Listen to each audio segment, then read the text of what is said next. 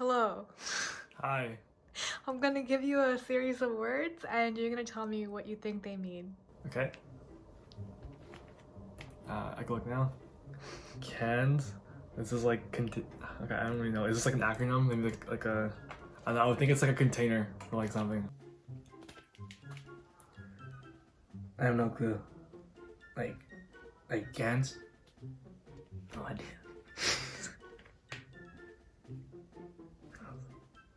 Cans. Ratio. When someone gets more likes, or I don't even know what this word is, to be honest. No. Ratio? Numbers? Proportions? I don't know.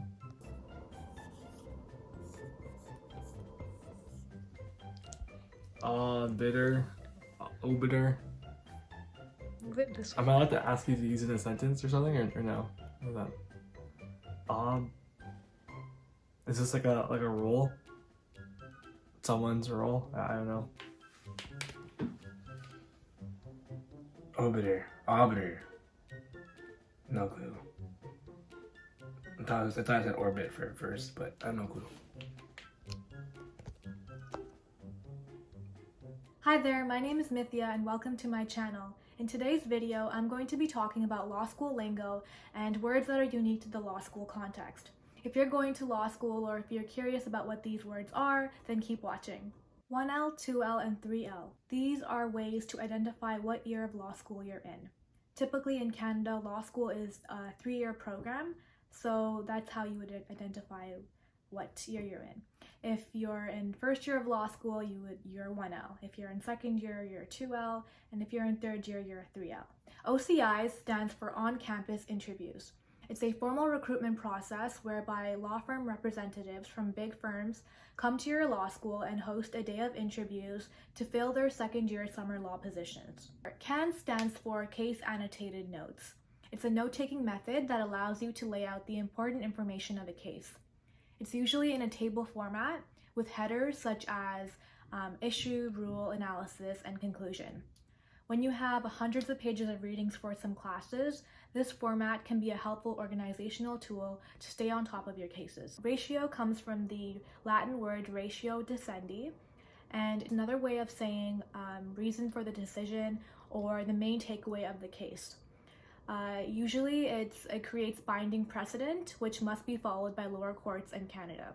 Obiter comes from the Latin phrase obiter dictum, which means other things said. It refers to a judge's comments or observations in a case and is not necessarily binding, but it can be persuasive and helpful in areas where the law is still developing. Mock trial or moot court simulates a court hearing, usually an appeal of a final decision, where law students analyze a problem, research case law, prepare written submissions, and present their oral arguments. There are usually opportunities in law school to moot for credit or for extracurriculars. It's a great way to develop your advocacy skills and your ability to think on your feet, which are both great skills to have as a lawyer. In some law school moots, the individuals sitting to hear your oral arguments are actually judges who are sitting on the bench currently, and this can be a wonderful opportunity to get feedback from a real judge. And it's also a great ego boost if you get positive feedback, but it's a great opportunity to get your name out there and to network, and if you intend to litigate in the future, you might see that judge in real court, so it's a great opportunity all around. Westlaw and LexisNexis are powerful tools for legal research. Not only do they help you find particular case law, but they can also lead you to other relevant cases. As a law student, you usually have access to both of these search engines through your law school. However, once you graduate, the access will end. Depending on your employer, you may have access to one or both of these search engines based on your law firm's preference and needs. The Socratic method, or cold calling, is a style of teaching where law professors will put students on the spot and ask them questions about a particular case. This requires that students have done their readings, which is why cans are a very helpful tool in order to stay on top of your cases and your readings. How the professor decides to cold call is a matter of preference. Some professors will pull a name out of a hat, others will assign a student to a particular day, which allows the student to have a notice in advance of when they have to be ready for, while some will just randomly call out a student's name. So you basically have to be ready for every class. It can be a scary experience, but the fear of not knowing an answer to a question that may be posed by the professor really motivates you to stay on top of your readings and to really follow along in class. The style of cause refers to the name of a case. The last names of the parties involved are separated by an italicized V, which is the abbreviation of the word versus. In Canada, the V separating the two party names is not pronounced V, but we just say and. While in the US, Americans say V. For example, Smith v. Jones would be said in Canada as Smith and Jones, whereas in the US, Americans would say Smith versus Jones or Smith v. Jones. Common law is law that is not written down as legislation.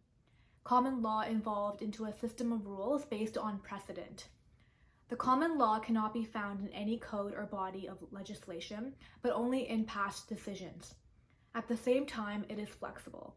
It adapts to changing circumstances because the judges can announce new legal doctrines or change old ones. The civil code is based on a comprehensive statement of rules. Many of the rules are framed as broad general principles to deal with any dispute that may arise. Unlike common law courts, courts in the civil law system first look to the civil code, then refer to previous decisions to see if they are consistent. Quebec is the only province in Canada to use the civil code, which is based on the French Code Napoleon, or the Napoleonic Code.